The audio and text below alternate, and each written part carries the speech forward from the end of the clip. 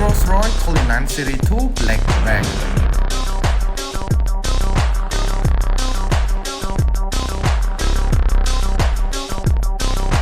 ហើយនេះគឺជាគ្រឿងទី3ហើយដែលមកកាន់ American Seal ក្រោយពេលលាងសម្អាតរួចរាល់ចូលដល់ដំណាក់កាលប៉ូលីការប៉ូលីកម្ចាត់សាកស្នាមធ្វើឲ្យថ្នាំពណ៌រលោងកម្ចាត់ស្លាកស្នាមឆ្កូតសរសៃនិងក្អែលដែលតោងជាប់នៅលើផ្ទៃរថយន្ត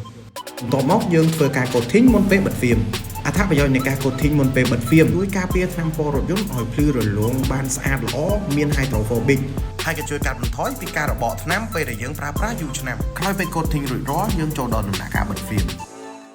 ហើយសម្រាប់រថយន្តមួយគ្រឿងនេះជ្រើសរើសយក Expel Extreme មានសភាពស្វិតធន់មកជាមួយនឹងស្ទាប់ Top Coat ធ្វើឲ្យរថយន្តកាន់តែភ្លឺរលោងសំខាន់មានស្ទាប់ការពារ Hydrophobic មិនប្រតាក់ទឹកងាយស្រួលជូតសម្អាតមានការធានារហូតដល់ទៅ5ឆ្នាំសម្រាប់ផ្ទាំងកញ្ចក់មុខរបស់រថយន្តដ៏ពិនិត្យមួយនេះគឺបានការពារដោយ Film Expel Windshield Protection អាចជួយការពារកញ្ចក់ពីកម្ទេចគ្រោះការពារកាំរស្មី UV រហូតដល់ទៅ